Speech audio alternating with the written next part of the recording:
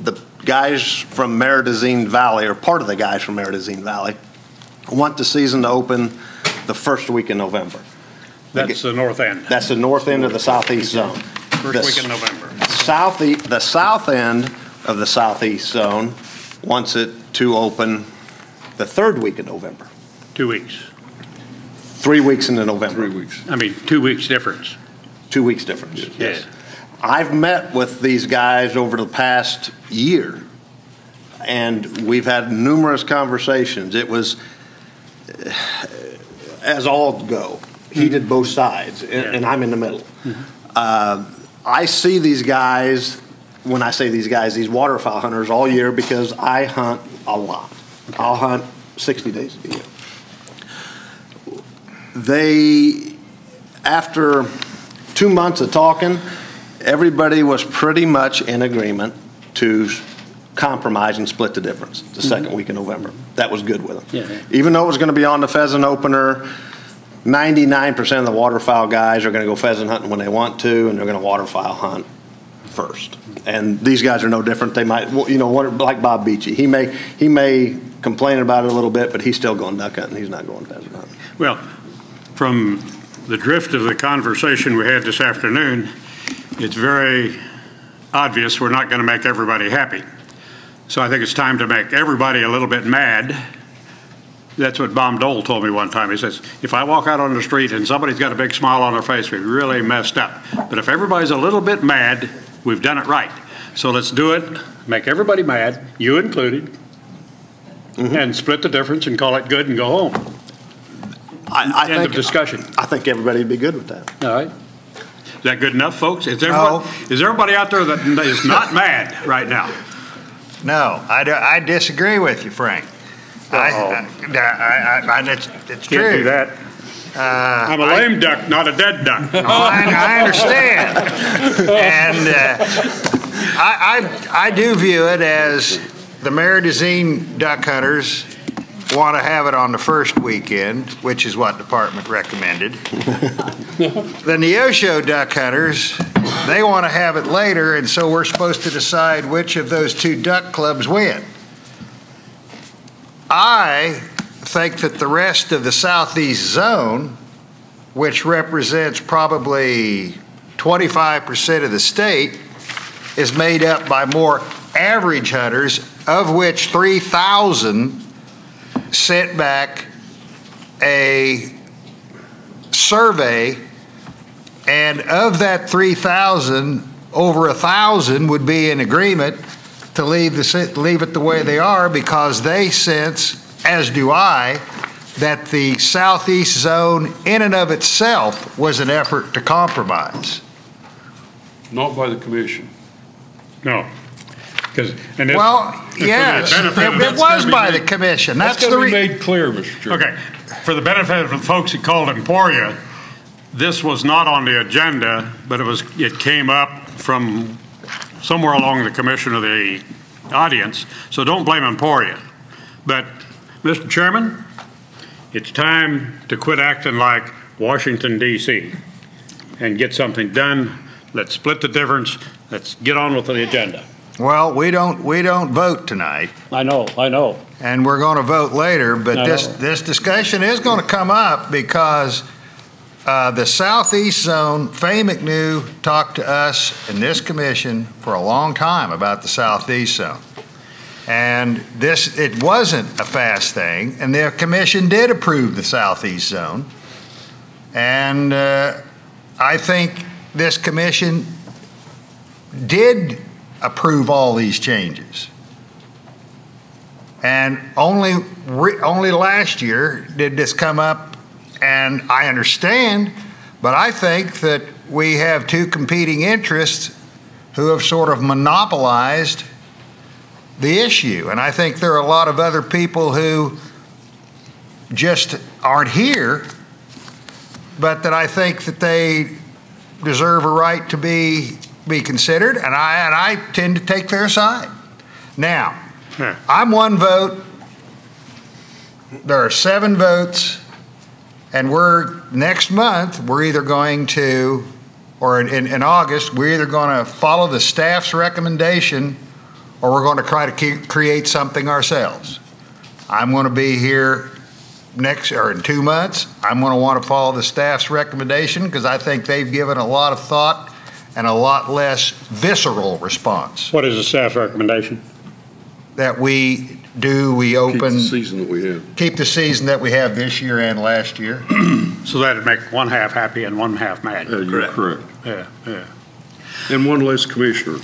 That's right. I won't be here, and I don't give a hoot because I don't Won't look be here. I do give a hoot. Mr. Chairman, I passed you guys out this little pamphlet, and I apologize for the audience not having it. It's a Delta waterfowl duck migration study. The pamphlet was paid for by Delta Waterfowl, which is a world-renowned waterfowl organization. The survey was done by Seasons End, which is a bipartisan policy center. It says right here on the brochure, it's funded by people like Bass, ESPN Outdoors, Trout Unlimited, Pheasants Forever, things like that. I give it to the commission because we don't need to go through it tonight. You need to look at this thing, see what they're saying about climate, the way seasons have changed, the way weather patterns have changed, the way the duck migration has changed. The disappointing thing to me is we have a very diverse commission here. All of us have a little bit of expertise in some field of the outdoors. When we're talking about fishing, Mr. Chairman, I'll look to you and Robert because you know a lot more about fishing than I do.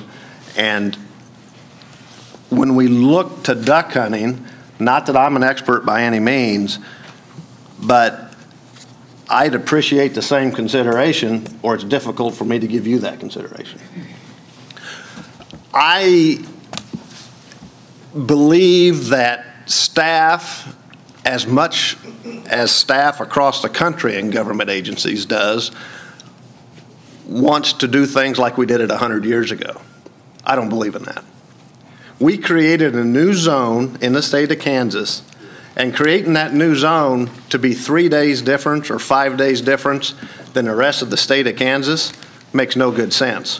When you've got the end user, they're both standing up here saying they want something different, and they are willing to compromise on this to a middle ground. I just don't believe that we should put our personal opinions, because my personal opinion is the third week of November. But I'm not going to let my personal opinion dictate on how I'm going to vote on this. I believe we need to make both parties as happy or unhappy as we possibly can. And we'll have a long conversation in August, but I think I'm done with it tonight. And I encourage you all to look at this report because it's very, very informative. And I hear what you're saying, and I do not hunt, although I have shot ducks every year for 45 years or more. I don't hunt ducks as many days a year as you do, and I probably fish more. I do know and have known a tremendous amount of people that hunt smaller lakes, waterfowl areas, public areas throughout the state of Kansas, Wilson, Woodson, all those areas that are in the southeast zone, and they rely on a certain amount of enjoyment of the resource by hunting in October, which is no longer here, but hunting some of the earlier ducks, when the wood ducks are in, when gadwalls, widgeons, the non-mallards, which do migrate later. And it is, if you hunt small ducks, they're usually out of here pretty early. And the mallards come later. I think we're given quite a bit of time in January. Something else I think would make more sense if we could maybe have a couple of weeks for the early migrants and maybe a bigger split at the front end. I don't know what the service will let us, whether the service will let us do that so we could have more January time and less late November or less December time. So that's where I'm coming from. I do understand what Commissioner Budd is saying, and I think he agrees. He thinks he'd rather have it open on the 17th, and I'd rather have it open on the last weekend of October. So, because I like to hunt wood ducks.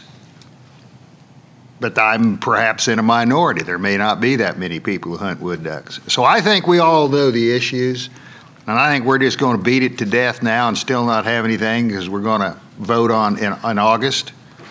And unless I can get some guidance from staff otherwise, I think we've workshopped this and we'll move on. Mr. Chairman, I have a question.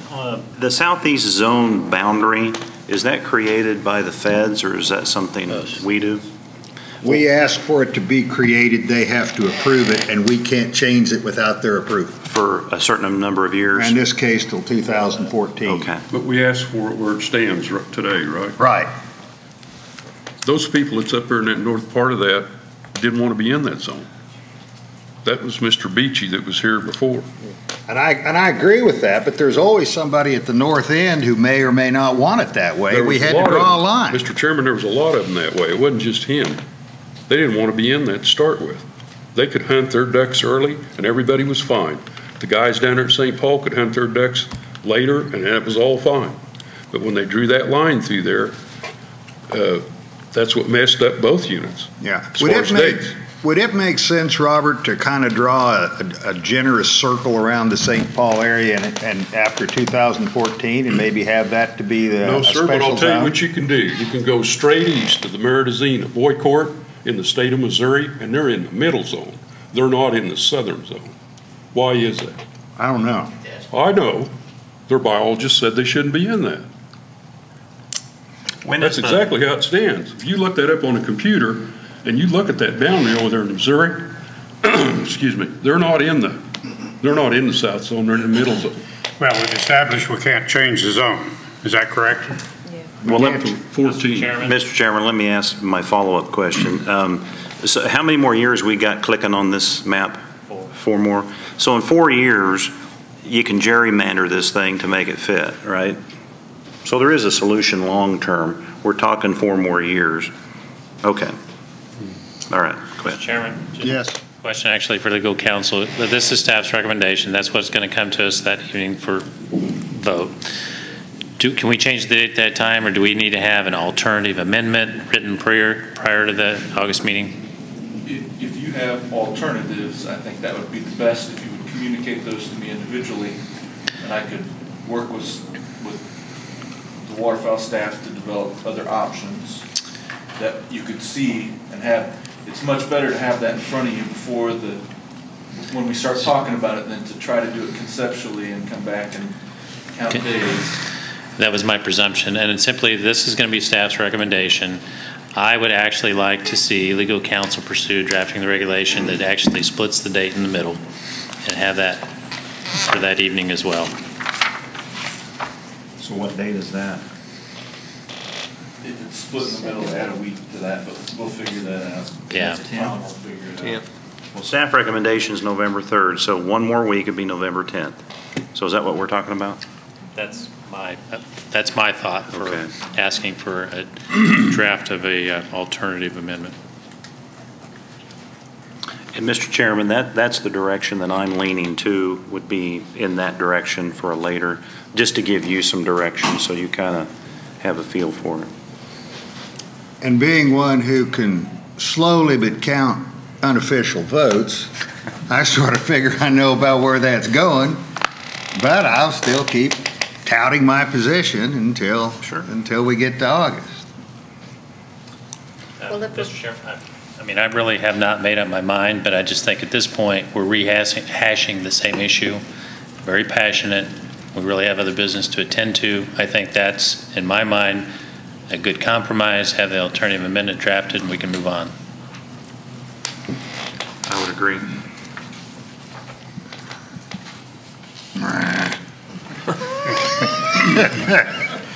Yeah, Battle of the Duck Clubs. All right.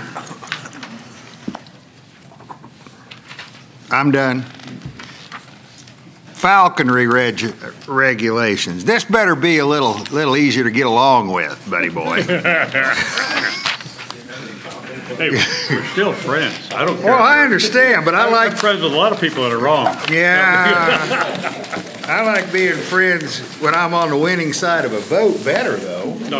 Oh, I don't? Okay.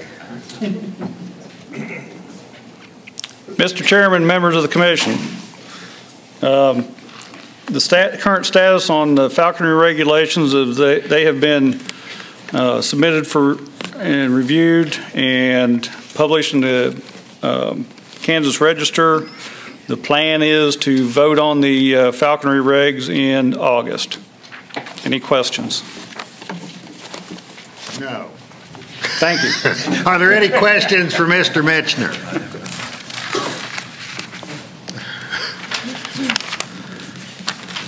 Any questions from the audience? All right, thank you. Thank you. You know, I didn't ask earlier if there was any. Back to general public comments. Yeah, I did not ask for general public comments on non-agenda items because I'd almost heard enough. So I want to give anybody a chance who has not made a comment on non-agenda items. Please come forward, and I apologize for not doing it in the appropriate time.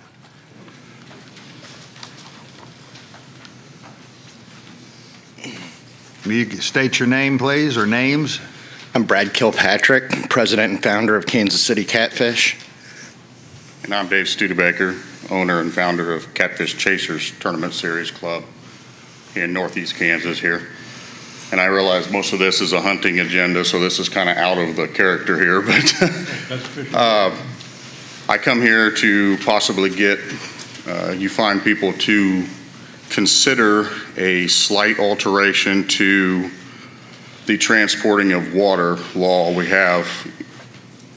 And it's kind of geared towards the bait fish, but when we do our tournaments, we try to, or myself, we allow trailering to any ramp on the lake for safety reasons and convenience for the fishermen. With the water law the way it is, I can't in good conscience tell them they can bring their fish back to this weigh-in ramp without taking off from that ramp, because they have to carry the water to keep the fish alive, which is one of the rules we have. The fish have to be alive to weigh them in so that we can release them.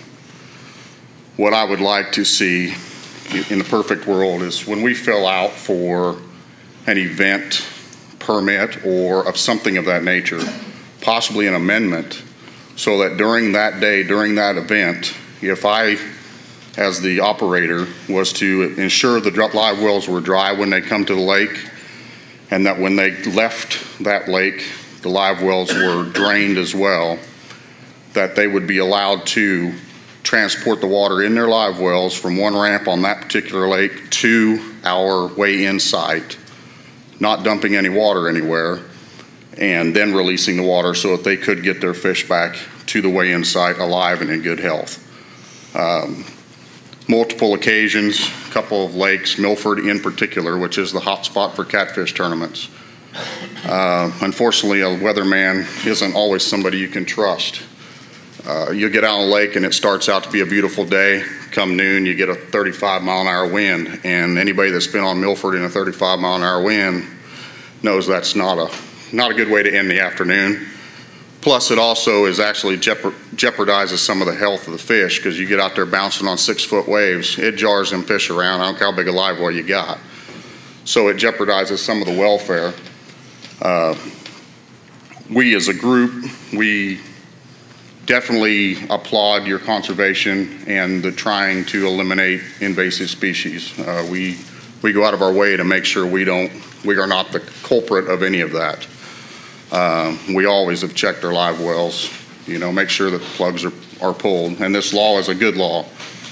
What I would like to see is just a way that we could, as an organization with an event, circumcise that a little bit for that particular day, something similar to like the Bass Pass, to where they give permission to catch sublegal fish for that particular lake.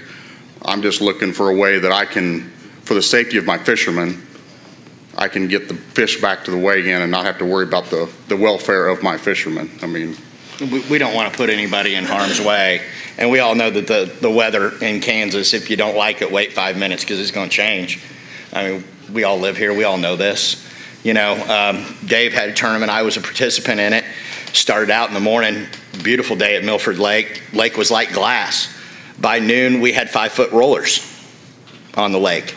And I was fishing with a partner of mine, and we got a really nice boat that can handle that type of water, and very skilled with that boat. And we still pulled off the lake early for fear of our own safety, you know, and being able to allow these guys to trailer their boat from our way in sight to another ramp closer to where they want to fish is going to keep these guys safer. If the weather does change and the conditions do become adverse, they're not very far away from a ramp. They can get off the water and get safe. You know, I mean, if we have a boat that gets capsized or something, you know, it's your folks that are going to have to go out there and assist these fellas. Let me ask a question. Is the departure from department managed waters, is that from when you leave this, like the state park gate, leave the facilities, or is that when you pull it up on a ramp? Because I've had somebody else mention this. Could I take my bait I caught and go to my campsite and then go back? As the rule reads, I mean, I don't want to jump, but as the rule reads that I understand, once you enter a state highway, then you're breaking the law, carrying the water from the lake. They can pull you over. Is that true, Chris? Yeah, that's essentially the direction I think Kevin's given his folks is once somebody gets on the public road and heads out, you know, we're giving some leeway. I mean, the technical rule would be you can't even leave the water. You're supposed to be dumping it as you're going, but as people pull up to clean their fish or what have you, or do a weigh-in, obviously there's some discretion there. But the hard and fast rule that Kevin's been saying is public road. So that would include a road along the lake, not a state highway. If I could, since we got microphones, to deal with here. What I've directed the officers to look at is, as Chris said, the rule says when you leave the body of water, you're supposed to drain and do all this. Realizing that we have people who come in and camp, do a variety of activities over a weekend. They may be just pulling up at their campsite and right back down the lake tomorrow morning or one thing or another, and to accommodate moving off the lake up to a fish cleaning station and the like. The rule that I have directed folks to look at is if they leave the property or the ownership of that property. So if they leave the core property, for instance, right. That's when the rule would apply. If you leave the state park gates, that's a definable line, if you will, okay, that you could look at. And if you're just picking up and going down the shore of the lake a ways to fish somewhere else, you're still within that boundary area of the property surrounding that reservoir, and to use that as a rule to go by, to allow people to move their stuff in a reasonable manner, but yet we have some definitive line that we can go from that says from this point forward the boats need to be drained down and the like. Is that possible with who you're talking about to be on lake roads? No, not well. Some lakes, I could say that's possible on a few, but Milford, that's not possible. You have to get on a state highway to get to the state park. If you are not in the state park, there's no way in or out without getting on 57 highway. Right. You know, we might want to consider, you know, we have a bass pass for some ways to circumvent this thing, and maybe I don't know, tournament pass allow you to move some fish in advance. I don't know what problems that creates. I see your point, and I think as we sort of evolve our understanding and familiarity with the rules that we're trying to do, and like many others, you understand why. It just creates kind of a burden for you, and we'd like to encourage this type of thing and catch and release, keep the fish live if we could. So I think we just need to kind of think about it. It's a very good point, and I see your point. Does anybody else from the commission have any questions for these gentlemen? I have a question. Do you, after you weigh those fish in, do you release all those fish, or do some people take fish? No, sir, they are not allowed. They become property of the club, and therefore our rules state they all go back alive, and they're revived before they are released. We've lost, on myself, we've lost one fish in 4 years. Well, it makes it a lot easier then. Yeah, I only allow the weighing of live fish. Dead fish are not allowed. I have gone as far as to not allow stringered fish. My guys have to have live wells. And these guys are going after 50, 60, 70, 80-pound fish. Sure. And the types of fisheries that we have in this state, for example, the largest fish that we've weighed in to date, I've been doing this for 7 years, and 83 pounds is the largest blue cat that we've weighed in a tournament. Nice. And our largest stringer was actually at Milford Lake and was... 5 fish for 186. So they do catch some big fish, and it's the safety of our fishermen. That's my number paramount. one goal. That's my number one thing. Is Milford your major problem, you think? Well, I would say I've got 3 that I would say would be a major problem. What 3 are Tuttle Creek, Milford, and Perry, because of the way the wind tunnels through the lakes, or the size, or vice versa. And Tuttle Creek's a big narrow. You get a 10-mile-an-hour wind out of the north on Tuttle Creek, it's going to be a bumpy ride before you get back to the dam, I can assure you. So if we were to draw a circle around those 3 reservoirs, and say we could modify the rules, and I'm just talking, for catfish tournaments only, would that help or not help? Any help would be good. That would help. I don't know. I mean, I don't want to be disrespectful, but I don't know what difference it would make if it was just those lakes, as far as if we are taking responsibility. And there's some lakes that just have 1 ramp, so it's not a big deal. You know, Redmond, and of course it's core, but it has 1 ramp, and there's several of them that don't apply. Our primary lakes we fish for tournaments fishing is Perry, Melbourne, Milford, and Tuttle Creek. Those are the 4 that we fish the most, because they have everybody wants to catch big fish, and they have the reputation to have big fish. How about if we do this? We put you with Doug Nygren. Doug, would you be willing to meet with these 2 guys and see if and pick somebody from the enforcement side? Because Kevin's looking at me with his good eye like he wants to be involved. And I'm not trying to be, I don't want to change anything for everybody. I mean, it's just one of the... If it's something that we can maybe work, if we can, right. see if there's a solution. I think we can have the conversation for sure. That'd be Kevin. Yes. Yeah. But now, I think we need to look at the reason we have got this regulation is to make sure somebody doesn't leave a lake with water in their dry well and haul it to another place and dump it. Now, if we can work out something where before he gets on the highway, he gets a little ticket or whatever saying that he's got this fish, and they turns the ticket in when he gets to where they're going to weigh it in, so we know that he isn't out driving out through the woods someplace, and have his name and address on there or something like this, because what we want to do is protect our waterways from ANS fish or whatever. And if we could figure out a way to do that, we've accomplished what we as a commission wanted to do with the regulation. Well, we definitely applaud what the commission is attempting to do. With the spirit of the law, we completely agree with it. Okay. I fish the Kansas River here in Kansas City a lot.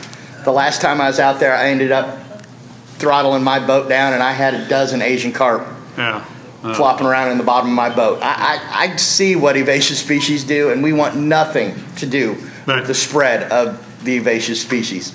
Well, we've got to try to figure out some way to keep some yahoo that doesn't care from doing it to us. I mean, if we could get, if it gets just like the Bass Pass situation, I mean, they've got a pass. They've got something saying for this event, this day, I can do this. Yeah. That's kind of what we're looking for. And if it's included in the permit that we get and we hand out these, or however that may work, so that particular day, they've got kind of a little bit of wiggle. At this point, I propose that we try to look at it and just see what think you can work something out with easy. And I mean, everything has issues, but I understand where you're coming from, and I'd like to create some sort of resolution if we could. I tell you, we have contacted some other states, and we have some ideas that we could have a discussion about how other states have handled similar situations. And I've got Mr. Kilpatrick's card. All right. We will have a conversation and see what we can do. Thanks, Doug. Good. Thanks, guys. Appreciate your time. Thank you. Other public comment? Thank you, Commission. My name is Brian Rod. Thank you for letting me be here and speak to you. Hopefully, what I'm going to bring up doesn't create as much controversy as the duck hunting or anything like that, but it is an item that could bring up some controversy because there's been some other states that have faced the same issues that we have with too many deer. A few years ago, you guys created the Unit 19 Management Zone. I'm a whitetail hunter, archery hunter, and I just happen to be a law enforcement officer. So I see a lot of car deer accidents every year.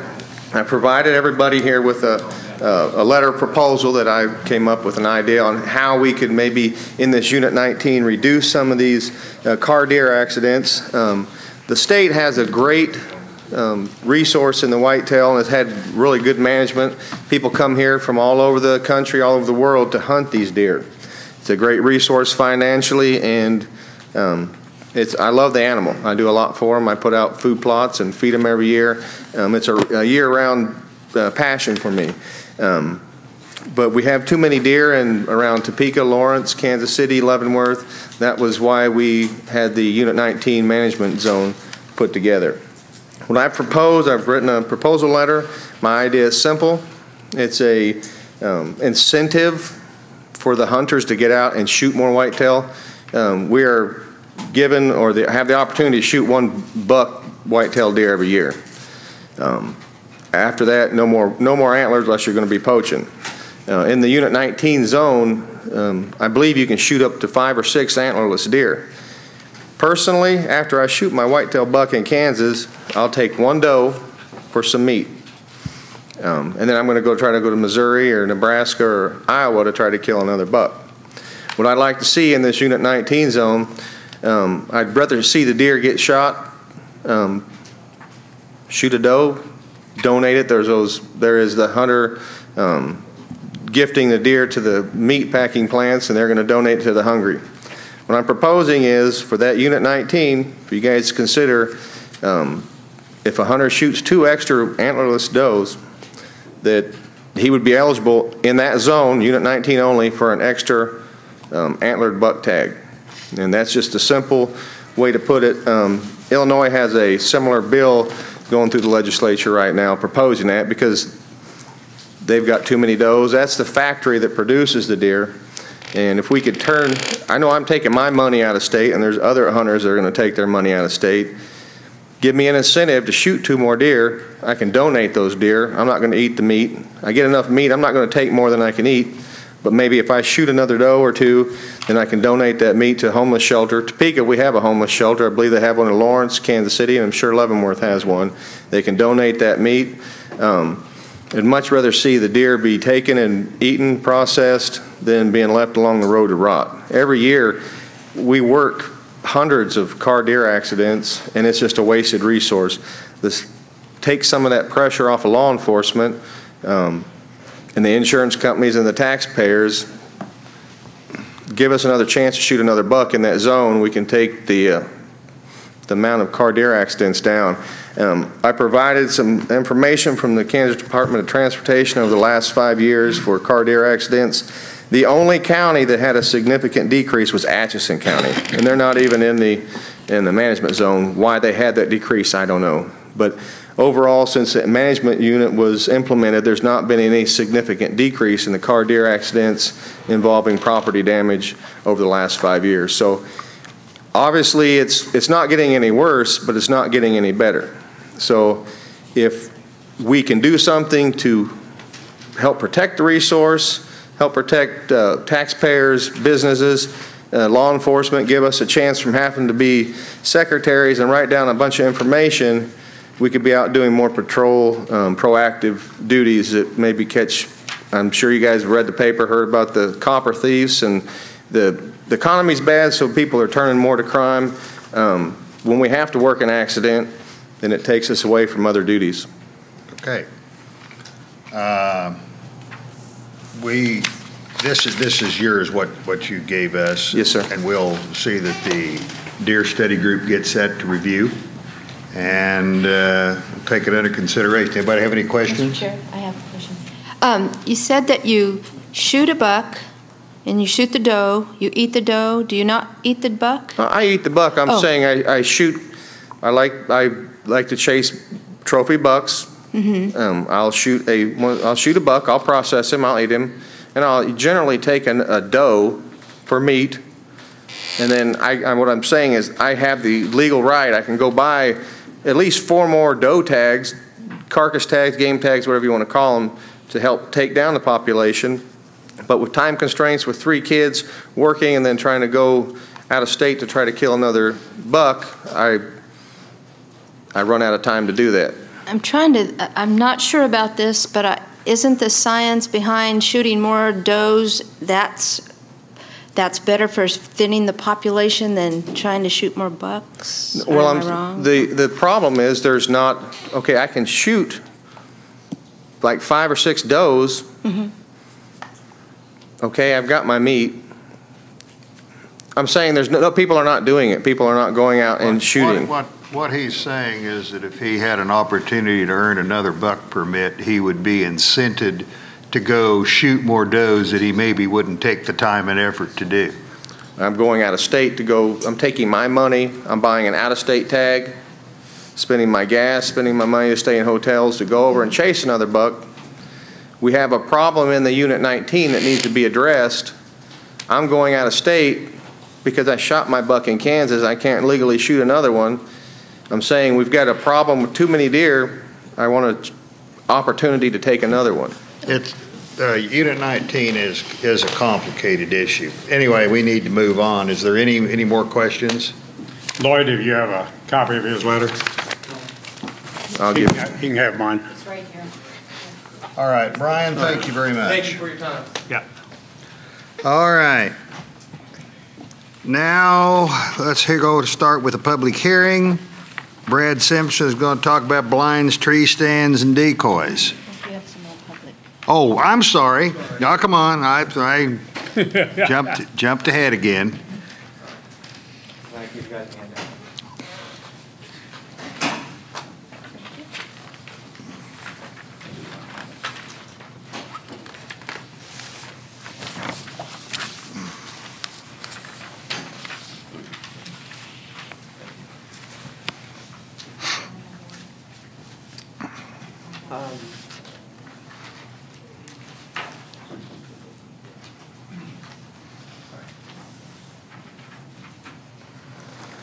My name is James Gray. I represent a group that's wanting to request consideration of changing the handgun regulations for hunting deer. I like to keep this short, so I'm just going to read through my outline that I prepared, and I think that'll help me get through this quicker.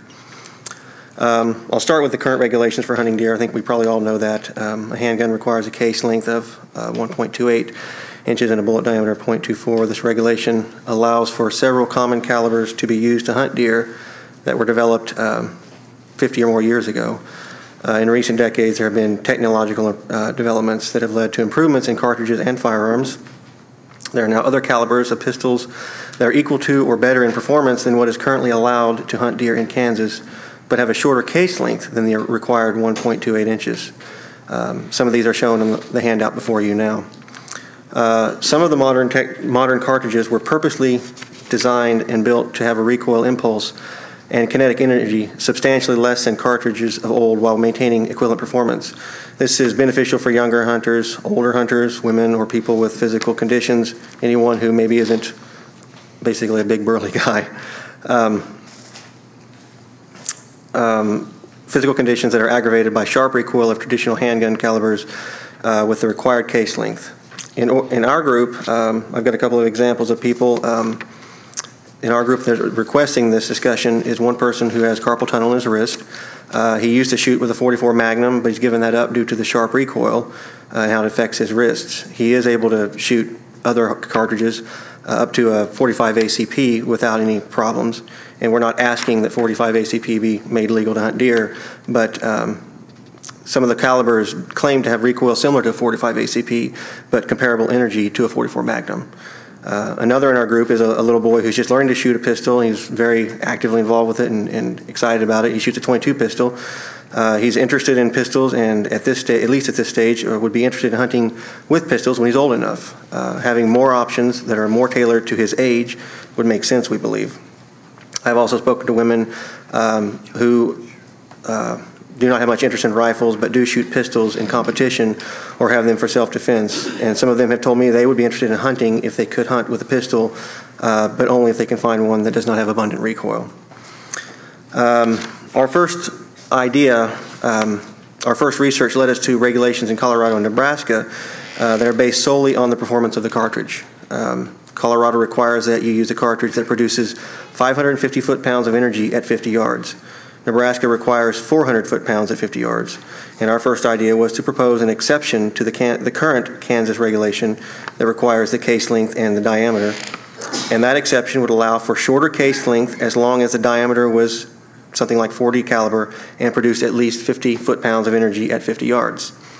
It would be the hunter's responsibility to carry documentation from the manufacturer of the ammunition showing that it meets the energy requirements, and that's, I think, what Colorado requires as well. This documentation can be in the form of the box of ammunition might have that information on the back of it or downloaded from the manufacturer's website. We've discussed this proposal with Mr. Lloyd Fox and to some in law enforcement. Mr. Fox has presented this to a recent Deer Committee meeting. The feedback from that group is that the Kansas regulations historically rely upon physical measurements that can be made in the field, and they recommended adding an exception based on the bullet diameter, such as it must be greater than 0.399 inch diameter. So while our first idea was to add an exception based on the current Colorado regulations using bullet performance solely, a secondary idea would be based on the Deer Committee's feedback would be to propose adding to the existing regulations an exception allowing a case length of something like 0.91 if the bullet diameter is greater than 0.399. These are just a couple of the ideas that we've come up with, and there may be better that achieve the same result. And that's basically what we want to propose, and I do appreciate your time, and we can answer any questions you might have. How many of these cartridges that you have marked in yellow that are not legal today, how new are they? How long have they been around? My brother might be able to answer that a little bit better. You have one specifically? Any specific ballpark, you know. Are we looking something's relatively new or something's been around as long as the 30-06? I'd say some of them have been in the last 20 years, maybe 25. Yeah. 20 years? Yeah. 20 years. Some of them were within the last 5 years, a couple of them 5 to 6 years. Okay. Now, Lloyd, how long ago was these regulations written and approved? I'm not sure. The last time we reviewed this, well, this is a regulation that we've looked at a number of times. Right. The last time we've addressed handguns, I would say it was, gosh, quite a few years ago. 4 years ago. Was it 4 years ago? Okay. I don't know that we were looking at, I don't recall that, Frank. I am sorry. What I'm trying to get to is it might be proper to take another look and kind of reconsider some of these and see where we're at with them. Because the reason we limit is because the effectiveness in getting a good clean kill on the game. And we want to make sure we can continue to do that. So maybe take another look at them and see what you think. But I know we voted on, not too many years, 2-3 years ago, on some that were smaller, you know, in even the 22 Hornet and some stuff like that. So take another look at it and see what you think. Anybody else have any questions? Okay, thank you. Do you have something to add too? No. Oh, okay. I'm just here for support. All right, well, you did a good job. All right, thank you. Thank you. Any other public comment? All right, Brad?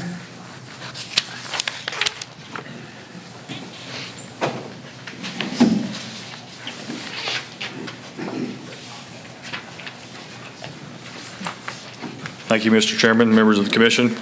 Just a brief comment before I get started on the regulations. Tom mentioned when he was up here that at the August Commission meeting we were planning on doing a waterfowl, public lands, wetland, waterfowl briefing item for you. I would just ask that if you have any suggestions for topics, given the amount of discussion that we had today, please let me know so we can make sure that we include those in our presentation. Okay, 115.8-2, blinds, tree stands, and we are adding some information on decoys in there. If you go down to section G, it describes that the tree stands and blinds must be marked with the user's name or department-issued identification number. Section H describes the number of portable blinds or tree stands that an individual may use on department property. And I describes portable blinds should not be left unattended overnight. And J describes decoys shall not be left unattended overnight.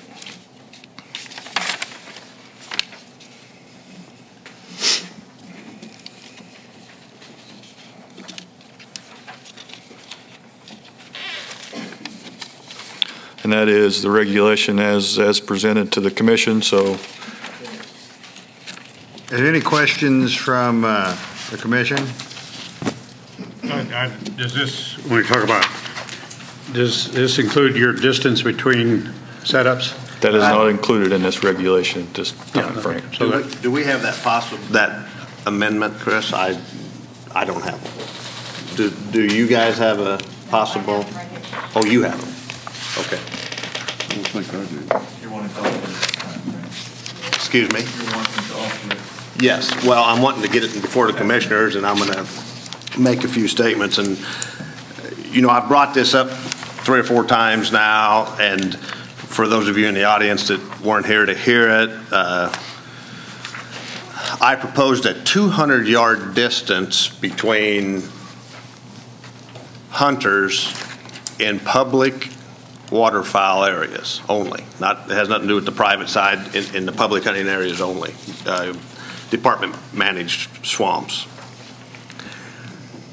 I did that because on a normal shooting range, a normal trap skeet range you go to, the NRA recommends a 300-yard shot fall distance on a 3 dram ounce and an 1/8 7.5. And we heard some comment about this before from these duck guys that were here, and most of them had hunted public ground or still do hunt public ground, and they've all had some, or most of them had a story about some incident they had. Well, the one young man that said, well, stand out there at 200 yards and let's shoot you with a 3.5 inch too and see how you like it. Well, it's a matter of public safety. It has nothing to do with my personal opinion or anything else. I've heard a lot of response from these waterfowl guys while I'm talking to them about Gerald's favorite subject, the seasons. And so I did some more research, and I quit after I went through Illinois, Connecticut, Ohio, Virginia, Kentucky, and South Carolina. All those states have some sort of distances. Some of them, including South Carolina, have a 200-yard distance between structures. They also have, because we've heard the story, well, we've got certain areas where we can't use a 200-yard distance because the waterfowl, the marshes are too close together. They've got them, they go as far as the staff did a lot of homework in these states. They put a lot of time in it. They've got some of them where the 200 yards didn't apply, so they made it 100 yards in that particular area. This is something that is common sense. It's something that, you know, the first lawyer that got up and talked, he's telling you a story from way back when he was hunting at Perry. He had no teeth. He had nothing to do but not hunt that day. Yeah. And he still remembers it 40 years later. Well, I don't want to see the 9-year-old kid that goes hunting with his granddad in one of these swamps, and we're talking about this at a commission meeting in 3 or 4 years where we've had an accident. It's not worth it. It's better, in my opinion, to take public safety first, and the recommendations nationally of 300 yards, I believe we've compromised a lot with 200 yards. That's not a big distance. I mean, you're talking about ballistics on these shotgun shells that are unbelievable. You can kill a goose at 100 yards with them. So the amendment that you received, I asked Chris to draft, and it's probably not an appropriate time for a motion because we've got to hear public comment and we've got to hear other commissioners' concerns. But I think this is something that's very important, and by the feedback tonight, I think other people think it's important. Okay, I've got a question for staff. Does anybody know how far apart our established blinds are at Cheyenne Bottoms? They were 300 yards, Frank. Huh? I believe they were 300 yards apart. They're 300 yards apart, so it wouldn't affect our down there.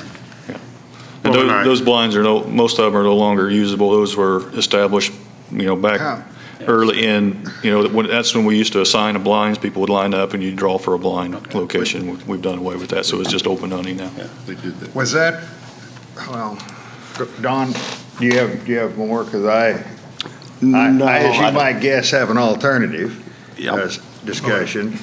I'm shooting at ducks. I've got a personal interest in that nowadays. So this wouldn't affect Cheyenne Bottoms, and I can kind of see your point, and I can see his point, where he's all set up and doing everything legal. These yo-hos come in right on top of him and start shooting at the ducks he's calling in. Originally, I thought, most of the time when I'm shooting ducks, I'm shooting out over water, not at somebody sitting next to me. But his example kind of changed my mind a little bit here. So. I viewed his example as one of making a good point, but I didn't view it from a standpoint of safety particularly. I viewed it as a standpoint of it was unfair and it was unethical and bad sportsmanship to come in and shoot over the water at the same ducks. We don't have any, and there's nothing wrong with having a reasonable distance.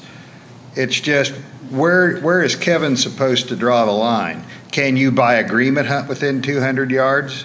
If you were to have somebody and say, well, there's a lot of ducks coming in, it clearly isn't going, we're all shooting away from each other. We don't have minimum distances to walk and shoot with quail hunting. We don't have it with pheasant hunting. We've had prairie chicken people, back in the days of hunting prairie chickens, you'd be at every fence post. There wasn't 200 yards. In public waterfowl areas, public water or wildlife areas, a 200-yard circle of exclusivity is almost 27 acres.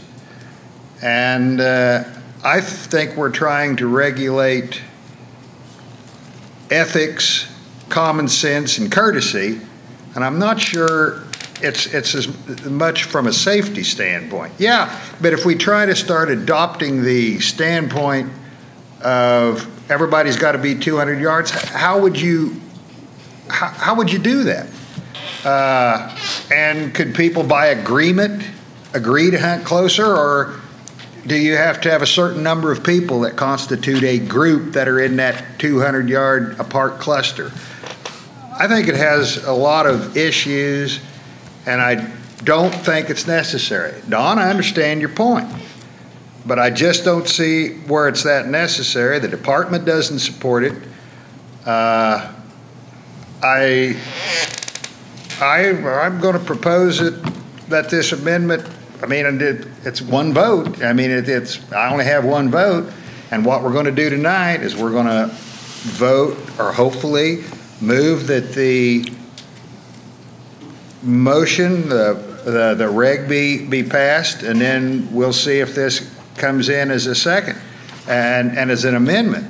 But I have to sometimes pay attention to what staff wants. You vote on the amendment first, if it's moved. If it gets a second. Right, yeah. Well, back prairie chicken days when you'd have thousands of them fly over, we was out in this milo field right next to a big pasture and got out there before dark, and we all got hunkered down, didn't see anybody else. Prairie chickens were flying over, and everybody stood up and started shooting straight up in the air, just falling like hail, But, it was falling down. It didn't hurt you too bad.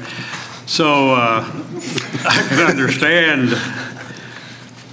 from the only thing that makes sense to me is what he said about somebody coming in close to him. And the difference with this waterfowl hunting, as opposed to everything else that was mentioned, you're walking a pheasant field in 30 minutes, 15 minutes, 45 minutes, you're out of the field and you're walking in a straight line and everybody's shooting forward. When you're prairie chicken hunting, you're kind of lined up on a hedgerow and everybody's shooting, like you say, up or out. Yeah. When you're in the duck swamp, you're sitting here. You didn't have to carry in 150 prairie chicken decoys.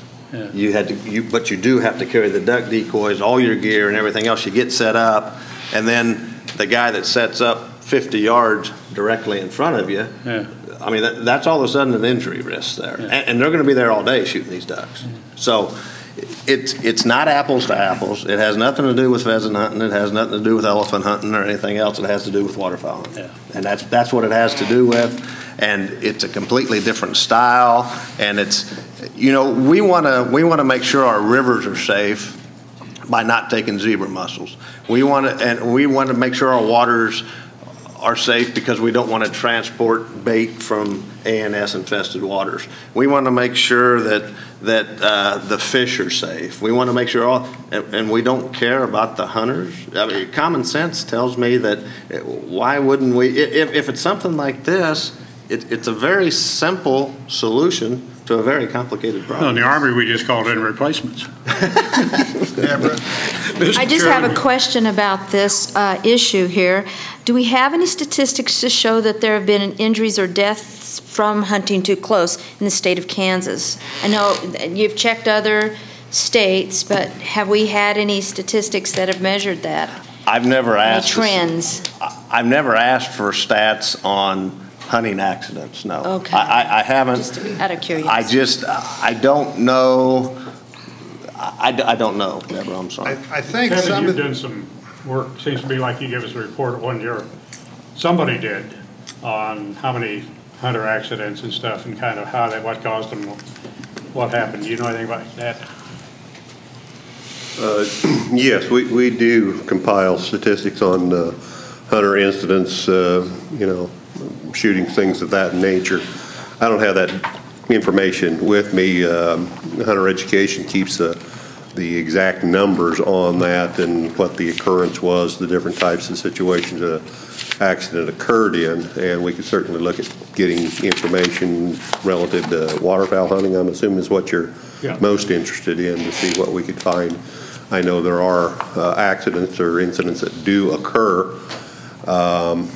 Some of them you hear just kind of anecdotally that something happened, and then there's other ones that we actually get a report where an officer will go and do an investigation on and a report, but we can see what the data will show us.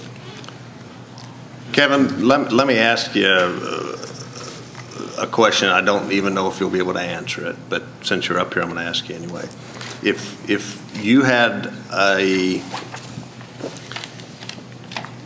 set of waterfowl hunters and they were 50 yards apart, 100 yards apart, call it 100 yards apart, and they set up decoy spreads and they were shooting back and forth at each other with the same duck, do you think that'd be prudent?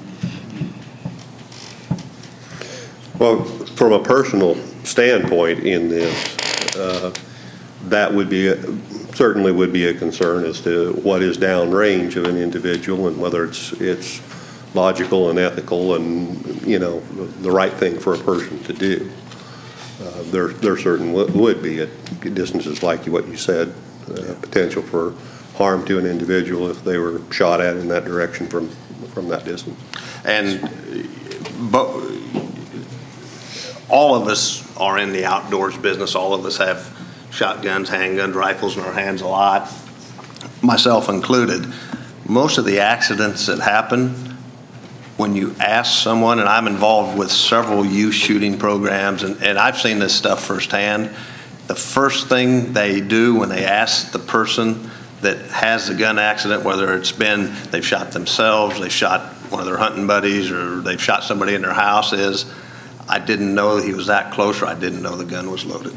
Yeah, I think our data typically shows that swinging on game is the greatest issue with all there's injuries and Kevin, do you see a need for this regulation? What I see from this regulation, and as I say, a lot of it, of course, we've seen a history of people self-regulating what is reasonable and logical. Some of the things that I see are problematic in this. Probably, I understand the public safety interest, but particularly when you look at this as this amendment's written, concern that I have is when it says 200 yards from another individual's waterfowl decoys. How large is the spread? What's the boundaries on the Well, if I want more space, I spread my decoys out. You know, it's going to be more of the trying to get your arms around the actual physical evidence of has a violation occurred here. You know, if you're talking a blind site to a blind site that's something more permanent, that's a possibility to get a measurement on the distance and make some determinations from. Decoys spread becomes a little more problematic if you get into a situation where individuals, for instance, are hunting out of boats, and boats are drifting and things of that nature. Where were they in relationship when a violation potentially occurred? When does an officer approach to do this? Do you interrupt people's hunts to try to make that determination? Are they within the 200-yard boundary and things like that? I think it's a good faith attempt to regulate sportsmanship and ethics. And I think a lot of this is designed to, in other states, to try to make a reasonable effort to share and create a good experience rather than just have everybody hunting ducks like people at Bennett Springs fish on Saturday morning in March. And I understand why it's there. Didn't mean to put you on the spot. Somebody here has got... I have a question for Kevin. Okay, please. Well, my question is, without statistics, et cetera, in hand, but do you know of, or do you remember within the last year or two specifically any waterfowl incidences being reported?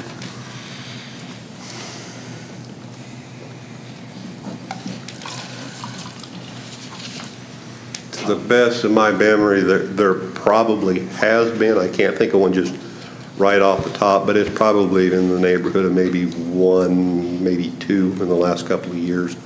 Typically, most of the incidences that we have been seeing either have been dealing with upland bird hunting or turkey hunting, or the more common ones. Kevin, would it be easier if I amended this amendment to say no individual shall hunt waterfowl within 200 yards of the nearest hunter? What if I want to take my son? Go ahead. Yeah, but then that's another hunter. The closest hunter. Mr. Chairman, I think we can kick this a long time. I move we adopt 115-8-2. Frank, if there's still public comment. Yeah, there's somebody that wants You can discuss it after the motion is made and seconded. Our typical procedure is that we have commission discussion, then public discussion, then there'll be a motion and a second further discussion. Mr. Chairman, I have a question. Please. The department does not support the amendment, just in general, why? Primarily from enforceability, as things that Kevin had recommended. Here from a hunter ethics, trying to regulate hunter sportsmanships and ethics is another one. Opportunity, it will limit hunting opportunity on some of our waterfowl areas. When you put a point on a map and draw 200 yards around that, as Gerald said, that's 27 acres. That will limit the number of hunters that can use some of our wildlife or our waterfowl areas. So it's an opportunity standpoint. We see it as we need to do, if this is an issue, I think from an educational standpoint and hunter education, that this should be, this is where we teach hunter ethics. And maybe we need to do a better job at that if this is really an issue. A place like McPherson, I've not hunted that area. I don't know if anybody's familiar with it. Isn't it a fairly small area as compared to Cheyenne Bottoms, which is 40,000 acres? It's a small area with lots of small hunting cells in it. Some of those cells are just a few acres in size. Okay, I've never been there, but if we were to adopt this, are you saying that it would reduce hunting? What if you maxed out on opening weekend? Are you going to reduce the number of hunters by 50%, 10%? I need some quantification about the impact this would have. I don't question the safety issue, but I want to know what the impact is going to be. It's going to vary by area. There's Texas Lake, McPherson would be one of them. Jamestown could be another, where you're going to limit the number of hunting parties. I can't give you an exact figure. primarily McPherson because of the number of hunting cells and the availability of water. You know, it fluctuates so much from year to year on actually hunting acres available to Let's Uh-huh. the hunter. leave it at that. You're saying there's going to be an impact on availability of these areas if this was adopted. Okay, second question, how do we measure it? I mean, let's say we get into some of those small areas, and I'm opening this up to whoever, how does I can do 200 yards, I can measure it, maybe my brother couldn't. He wouldn't be able to do distance like that. Well, it's going to be to me, it would be real difficult to determine distance when you're going out in the early morning and trying to set up. How far is that? Somebody might shine a light that says I'm over here, but how far is that? You're not really going to know until the sun comes up, and they might be 150, 180, 225. It's going to be difficult to determine exactly what 200 yards is at 4 or 5 o'clock in the morning. Is Don, are you going after a safety issue or an ethical issue, like the gentleman was telling us earlier today? Safety. Safety, okay. And Commissioner Dahl, the disappointing part to me, and Brad, this is, I guess, geared towards you, we've talked about this for 6 months. You brought this issue up at the first time that we talked about it.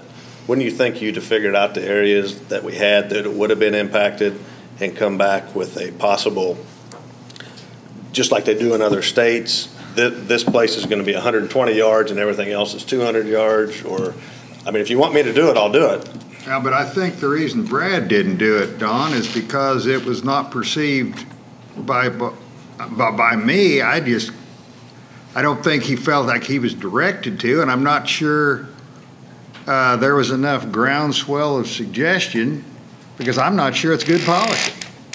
And I think it has been you brought it up for 6 months, but I don't think it was a situation where, if I were Brad, I wouldn't have thought I'm supposed to go take this suggestion and now try to figure out how to make it into a very major policy adjustment on all my public lands. I don't think so. I mean, maybe I'm too dismissive of it. Mr. Secretary, how many commissioners does it take to suggest to staff a direction, a possible direction we're supposed to go before they follow that direction? Is it 1, 2, 7?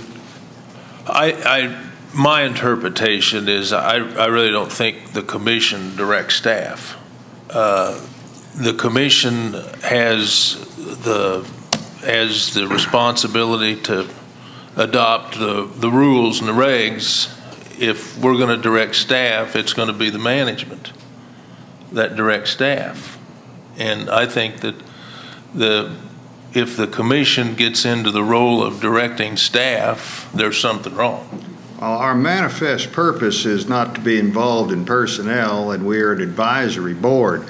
I have directed staff, but only in front of this group. I do not call Brad or anybody else. I may call Brad and ask him a question, but I do not call anybody, and that's what I believe my role is.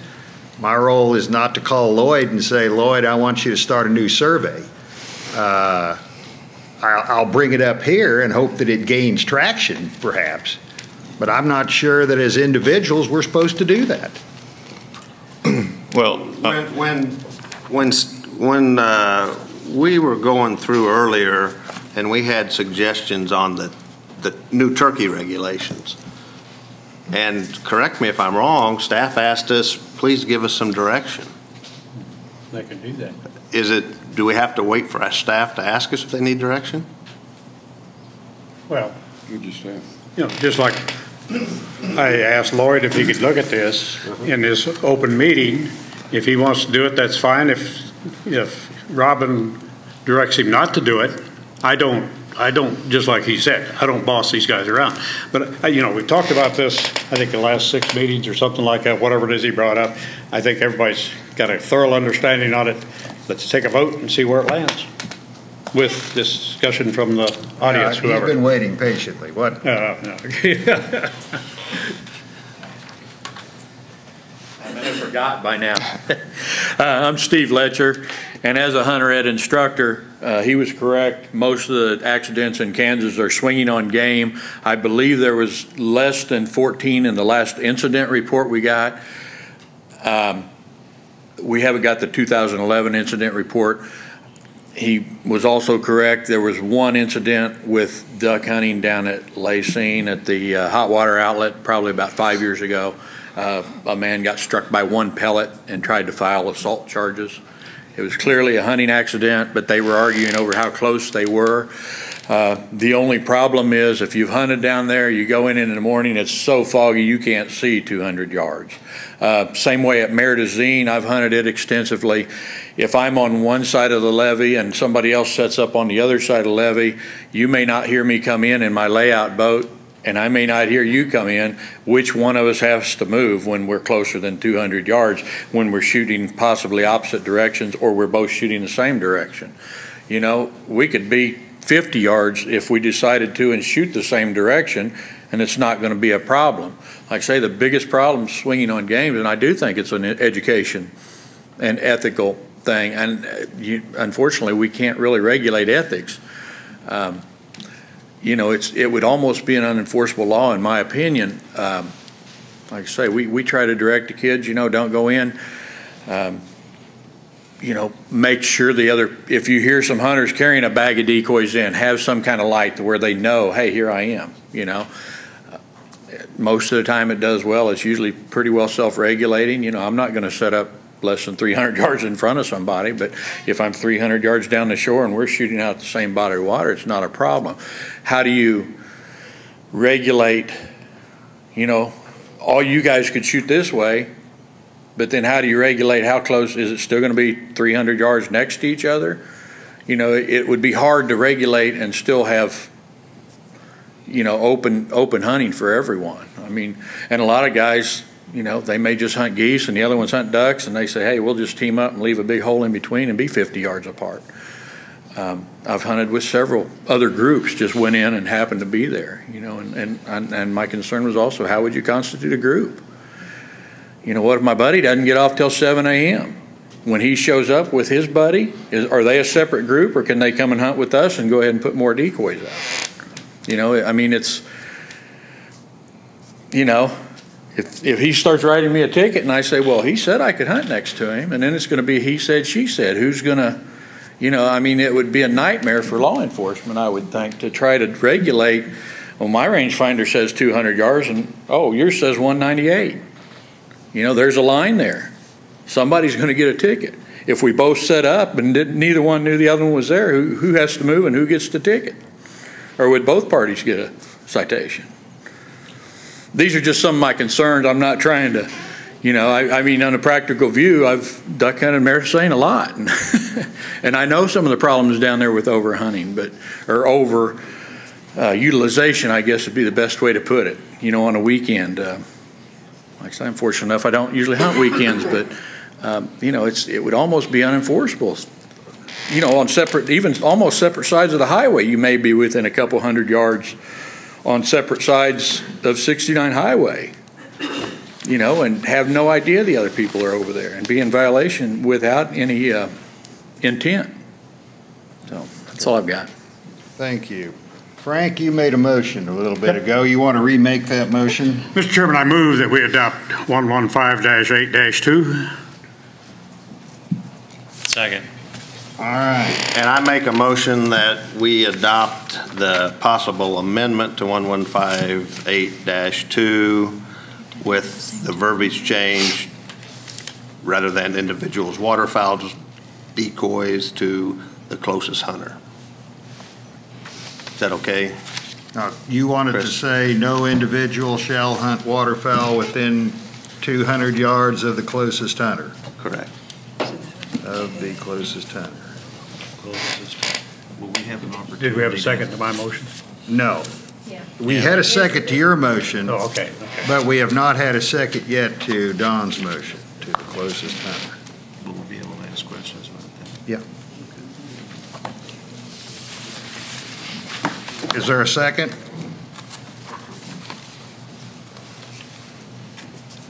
Yes, got a second on the amendment, Mr. Chairman. I'm asking for a second on the amendment. On the amendment. we have a motion and a second on the item as presented. And then we have a possible amendment of no individual shall hunt waterfowl within 200 yards of the closest hunter. And that is an amendment that has been moved and has not yet had a second. I second that, Mr. Chairman. Okay, now, we need to have some discussion, and I suppose we can start with discussion on the amendment. Right. Mr. Chairman, are you familiar with Cheyenne Bottoms and the goose firing line? Yes. Over on the highway? Yes. How far apart do those hunters normally?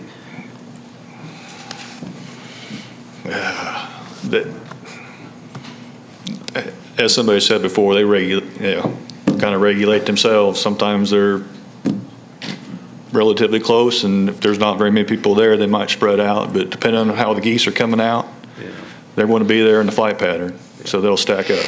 And they're generally shooting in the same direction. They're coming up off of the bottoms and heading out south or maybe southeast for the feed fields. Yeah. So this would cover goose hunting also, right? It's a hunter, it's waterfowl, right? It's not just ducks. Well, under the closest hunter, it could cover, I suppose, Kevin, the squirrel hunter. Well, it says waterfowl. Yeah. Shall hunt waterfowl. We're talking about ducks and geese, right? That's correct. Can I ask for clarification? I mean, okay. My question is, if you're saying the closest hunter, what if you're hunting in a party? Your best friend is the closest hunter, so does he have to set up 200 yards away from you? That's my clarification on that. No. That's what it says. But that's what that says. No individual. It says individual, says closest hunter. It doesn't say party of hunters, it says closest hunter. So that means your party. You can't have another hunter with you. You got to hunt alone 200 yards from your buddy, according to what this right here says. Am I correct? Okay, I'm just asking for clarification because that's what it says. You cannot hunt in a group. You're hunting an individual person 200 yards away from the next person. Which is the problem with this amendment. Okay, I just wanted clarification because I was lost there. What I'd like to do is withdraw this possible amendment, and now I'm going to ask legal counsel. My intent, whether it be a singular person, a hunting father-son, what verbiage would we use to accomplish what I want to accomplish? I don't know that I can draft a regulation that's enforceable. Let's vote on this thing. We only got I don't know that I can draft language that fits any scenario. Dawn, can I ask you a question? Mr. Chairman, would that be all right? Yeah, sure. I know safety is your objective, but it sounds like we've got a square peg going in a round hole here. If safety is the issue, can we skin this thing another way rather than by legislation? Can we skin it by providing some type of reasonable, I think Commissioner Dill even brought this up, some type of signage in our waterfowl areas and our marshes. You know, Cheyenne Bottoms, they've got their little areas where they post everything, and maybe we could do something like recommended distance between hunters is 200 yards, and it's established that way. Is that something you'd want to chew on, or does that satisfy you? I think according to Hoyle, we need to vote on this amendment. If somebody else wants to make another amendment, we can vote on that. I thought we were discussing the You don't amendment. amend the amendment. Well, I'm just discussing. Go ahead. I mean, I understand you, but you're right. It was a discussion on this amendment, and you're trying to, and I understand where you're coming. I'm trying to round third base and get to home. You're wanting to have more education. Yeah. Yeah, and I understand Because I think that. Dawn's objective is educate. There's nothing wrong. Safety issue. There's nothing wrong with that, and to stress that at reasonable distance, and I think that would be sufficient. Mr. Chairman? Yes. On the amendment itself. Obviously, there are other states that have addressed this in some form or fashion. I don't know whether it was through their regulations and how it's written. think Don's purpose and the safety makes sense. I really think it's something we ought to do. I guess my concern is trying to get it drafted now at the last minute. I think as the, for the time being, what we talked about last time was basically on all these public areas have to have some type of a posting for recommended distance. But I really think we ought to probably explore what some of the other states and the regulations have done. And the fact is, if we adopted this in 200, we know there are certain areas that was not going to fit. So without actually looking at each potential area for some differences or exceptions made, I guess I'm probably uncomfortable with this at the moment, but I don't really want to drop the safety issue. Would we be opposed to Tom and Randy, both of you, I guess, because you've both made the same comment about the signage going up now? Oh, Mr. Chairman, a point of order. According to Robert's Rules of Order, if you've got an amendment, you vote on that amendment. If somebody wants to make another amendment after we voted on this one, whether it passes or fails, then you vote on that. But we don't sit here and try to amend an amendment. And I think that you're right, but I view this, Frank, as being some discussion on this amendment. Discussion on this amendment is what this is. And Sheila, there's not any way we're going to be done by 9 o'clock. I know, I just sent Cindy down to talk to just for your information, just before we get much further. If we have to be out of here at 9 o'clock, the rules in our order, in our regulation says we reconvene tomorrow morning at 9 a.m. Okay. Well, that's going to be, So that may be that. That's, if we have, I understand, but we'll see if they can't let us stay a little bit, because I'm sure Cabela's will be in the best interest of the state. So we're working on the issue as we speak. In everyone's best interest, including Mr. Roberts' Rules of Order, I'll withdraw my motion on the amendment. I will make a new motion with a new amendment that will say we put up recommended distance between waterfowl hunting at 200 yards, signage on all waterfowl swamps. That's not necessary to be in a regulation. It's not appropriate to put it into a regulation. If the commission wants to address that with the department, that's fine. I'd like to try to do something along that line, because Mr. Chairman, Robert's got to withdraw his second also. That is correct. Have you withdrawn your second? If we're going to go with this signage thing, I will. Well, yeah. Well, first of all, let's withdraw the amendment and the second. And I think in the spirit of safety and sportsmanship, I don't have a problem with on these areas where like this is to say, be kind, be considerate of your sportsmen, a distance of 200 yards between groups is recommended or something like that. So we have a consensus from the commission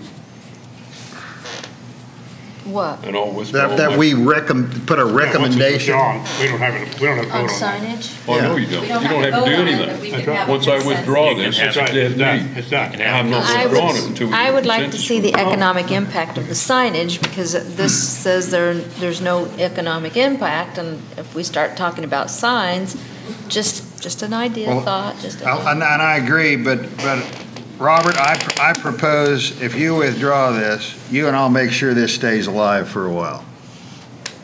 Because I think that out of respect to Don, if we take this out, I would like to have some language that encourages from a safety and an ethical standpoint to have a distance between them. Before the opening of waterfowl season this year. I don't have a problem with doing it that way. I think it should be before the waterfowl season this year. In a consensus, that's my support, is that we do that. And I think we can go ahead at that. Is that okay with you? We're not passing, we're just asking. It's kind of You're making, Mr. Chairman, you're making a recommendation to the department.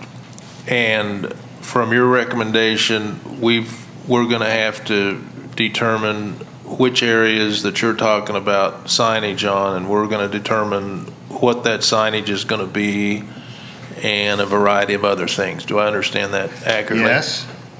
And I think you know kind of what the issues are, and maybe come back with some recommendations on what areas you think you want to put them on.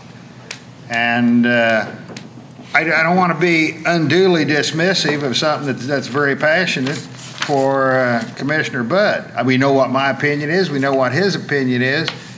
And I'd like to move on, but I think that's something that I would feel comfortable in doing.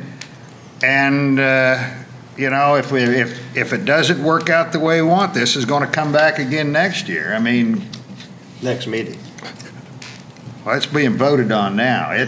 This is a done deal one way or the other. I just want to make it clear to everybody that this isn't something that was sprung on all of us today.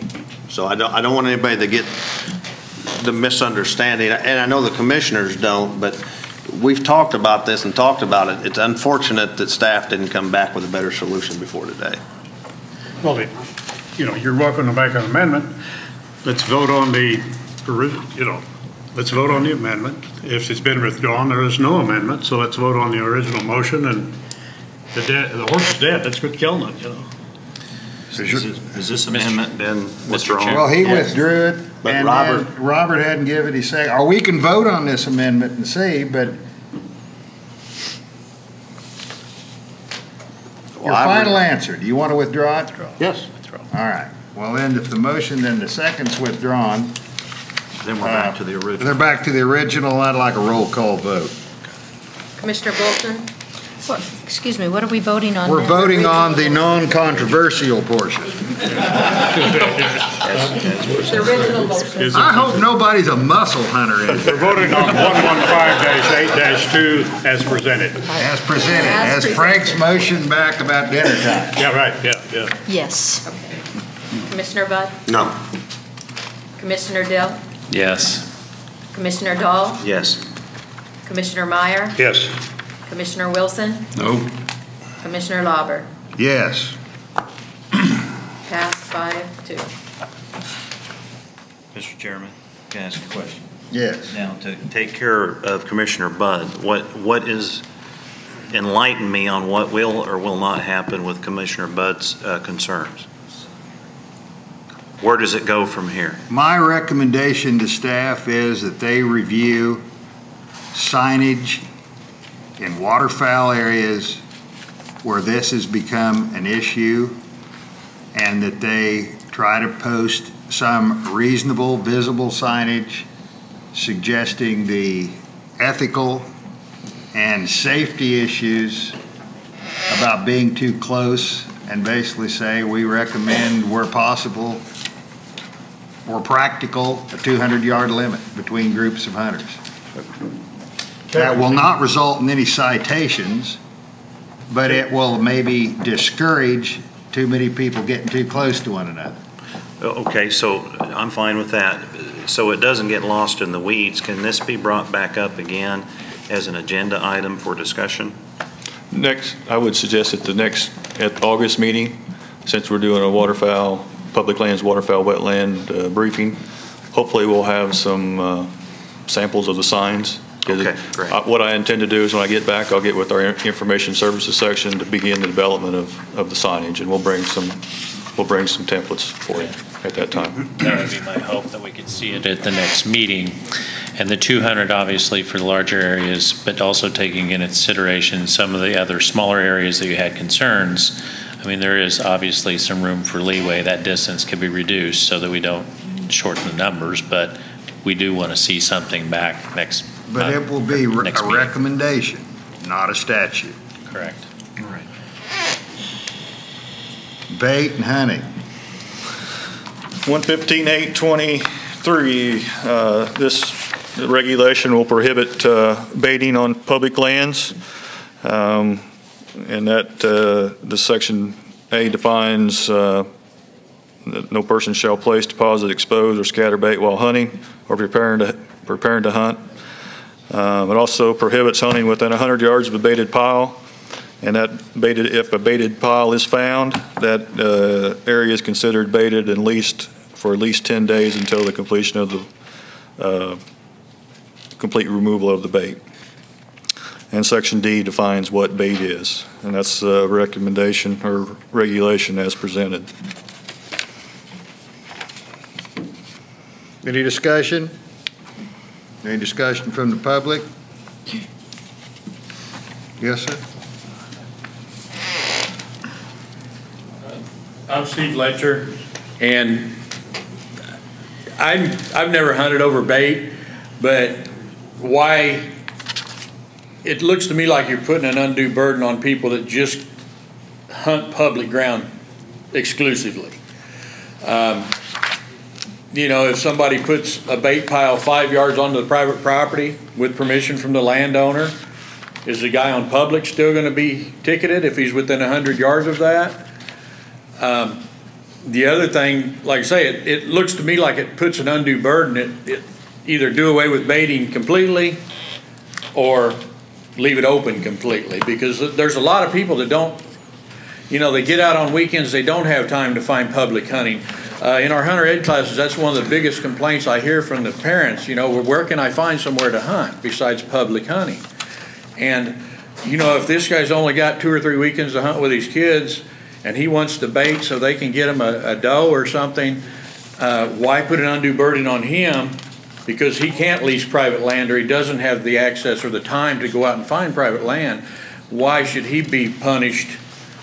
And, you know, the private landowners or people that lease property can hunt. I mean, it looks kind of unfair. In your last meeting minutes, it talked about having it fair and equal for all the people. And it looks like that kind of goes back into the, you know, the people that can will lease land and bait and do whatever they want, and then the guy's hunting public, he's just stuck hunting public. You know, I mean, and the other question I had, department lands, would that include the walk-in hunting areas? At this point in time, it does not. Okay. That was my other question. And then your first part of the question is the bait pile would have to be on department lands as well, if it was across on the. Okay, so he could get permission and go 5 yards off of Perry Lake, say, and he could sit right next to that bait pile and hunt. It wouldn't be a problem. Yes, bait pile has to be on our property. Okay. We've hit this, and I appreciate it, but our time is.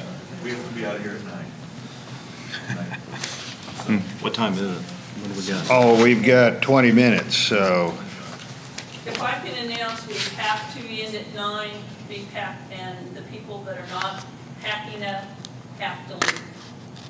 And the handful of people like the video, the audio, and Sheila can pack up, and then we have to get out of here. And the room is not available for tomorrow.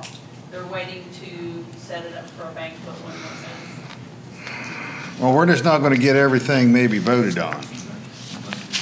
I mean, unless we move along, can I have a motion for bait and hunting? I move that we accept 115-8-23. I second, Mr. Chairman. Can I have a voice vote, a roll call vote?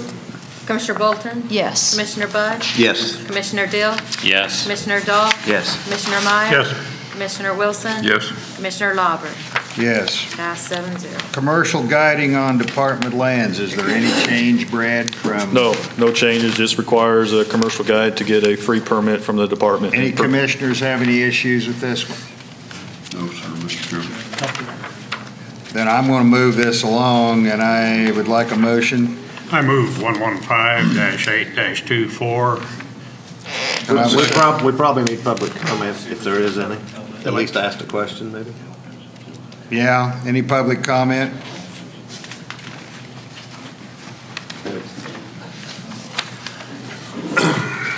Okay, I'm back. I know you guys are getting tired of me probably, but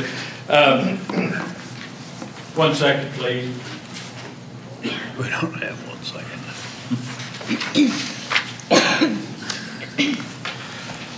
It goes back on page 14 of your minutes from last meeting.